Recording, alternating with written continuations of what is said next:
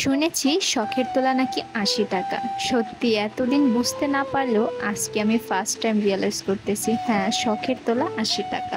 Hello everyone, আসসালামু আলাইকুম। সবাই কেমন আছেন? আশা করছি সবাই ভালো আছেন। আলহামদুলিল্লাহ, আমিও ভালো আছি। আর আপনাদের সাথে আছে আমি জান্নাতুল মাওয়া সাভার থেকে।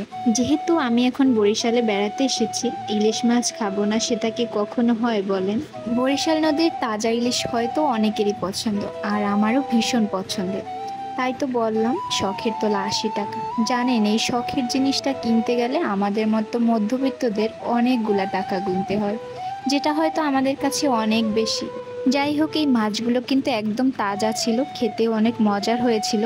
মাছটা কিন্তু ১ কেজি ওজন ছিল, দুইটা মাছ ২ কেজি। তাজা ইলিশের স্বাদই অন্য রকমের, তাই না? ছোটবেলায় অনেক খেয়েছি, কারণ যেহেতু আমি গ্রামের মেয়ে, আমার কাছে তো এই তাজা ইলিশের স্বাদটা খুবই পরিচিত। বাট যখন থেকে শহরে থাকা শুরু করলাম, তখন থেকে আর এই তাজা ইলিশ খাওয়া হয়নি। আজকে প্রায় ৫-৬ বছর পরে আজকে আবার আমি এই তাজা ইলিশ মাছ খাচ্ছি। আর মাছটাও কিন্তু অনেক স্বাদের হয়েছিল, আমার কাছে ভীষণ মজা লেগেছে। যেহেতু তাজা মাছ, সেই সাথে আমার আন্টির হাতের রান্না, কারণ আমার কাছে আন্টির হাতের রান্না মানে সব থেকে বেস্ট। আর আন্টি যেহেতু মাছটা রান্না করেছিল, আর আমি শুধু তাকে একটু হেল্প করতেছিলাম, কারণ মাছটা দেখে আমার কাটার বড় ইচ্ছে হয়েছিল, বাট আমি কাটতে পারিনি, আমি শুধু আঁশটাই ফেলে দিয়েছিলাম। তারপরে এই তো আন্টি সুন্দর করে মাছটাকে কেটে নিচ্ছিল, বাট আমার কিন্তু আঁশটাও ভালো করে ফালানো হয়নি।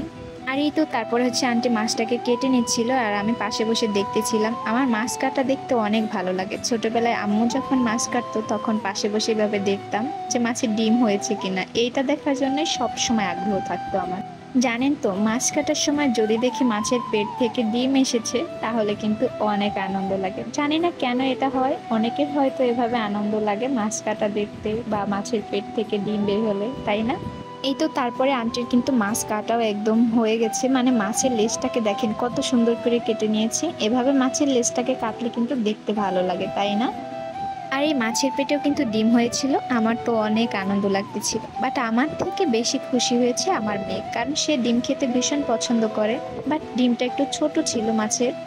জানেন তো, ছোটবেলায় যখন মা আমাকে মাছের ডিম ভেজে দিত, তখন আমি মাকে নিয়ে বলতাম, মা তুমি একটু খাও, বাট সে কখনোই খেত না। সে বলতো আমি মাছের ডিম পছন্দ করি না। মায়েরা হয়তো এরকমই হয়, তাই না? আর আমি কিন্তু ডিমটাকে পেয়েই আমার মেয়েকে ভেজে দিয়েছিলাম, লবণ দিয়ে আর হলুদ দিয়ে তেলের উপরে সুন্দর করে একটু কড়া করে ভেজে দিয়েছি। আমার মেয়ে কিন্তু এই ডিমটা খেতে ভীষণ পছন্দ করে। দেখেন তো, মাশাআল্লাহ, কি সুন্দর করে আমার বুড়িটা খাচ্ছে, তাই না? আর আমার মেয়ের জন্য কিন্তু মাশাআল্লাহ বলতে ভুলবেন না, ওকে? সবাই আমার জন্য দোয়া করবেন। আর আমার একটা কথা, আমার ভিডিও যদি ভালো লাগে, সবাই আমার চ্যানেলটাকে সাবস্ক্রাইব করবেন, লাইক করবেন, কমেন্ট করবেন, আর আমার ভিডিওটা বেশি বেশি করে শেয়ার করবেন। আর এর মধ্যে আন্টির মাছ কাটাও কিন্তু শেষ। দেখেন মাছের সাইজগুলো কিন্তু অনেক বড় বড় হয়েছে, তাই না? আর এই তো তারপর হচ্ছে আন্টি মাছগুলো সুন্দর করে কড়া করে ভেজে নেবে, কারণ ইলিশ মাছ যত কড়া করে ভাজা হবে ততই কিন্তু মজা, তাই না? আর আন্টি কিন্তু এখানে বেশি একটা মশলা দেয়নি। আর এই তো দেখতেই পাচ্ছেন, আন্টি পাশে একটা কড়াইতে কিন্তু পেঁয়াজ বাটা ভেজে নিচ্ছে, কারণ পেঁয়াজ বাটাটা ভেজে দিলে কিন্তু আলাদা একটা ফ্লেভার আসে, মানে পেঁয়াজের যে কাঁচা গন্ধটা থাকে ওটা থাকে না, একটু ভাজা ভাজা টাইপের ফ্লেভার আসে। এই তো তারপরে হচ্ছে মাছটাও কিন্তু কড়া করে ভেজে নিয়েছে, দেখেন কত সুন্দর কালার এসেছে, তাই না? আর এই তো তারপরে হচ্ছে পেঁয়াজটা যে ভেজে নিয়েছিল সেটা পানির সাথে অ্যাড করে ঢেলে দিয়েছে। আপনি যতটুকু পানি নেবেন ততটুকু পানি দিয়ে কিন্তু আপনার এটা সেদ্ধ করতে হবে, তাহলে অনেকটা স্বাদ লাগবে। আর এই যে দেখেন ফাইনাল লুক কত সুন্দর হয়েছে, তাই না? কালারটাও কিন্তু অনেক সুন্দর, তাই না? আর আমার আজকের ভিডিও কিন্তু এই পর্যন্তই। সবাই ভালো থাকবেন, সুস্থ থাকবেন। আল্লাহ হাফেজ।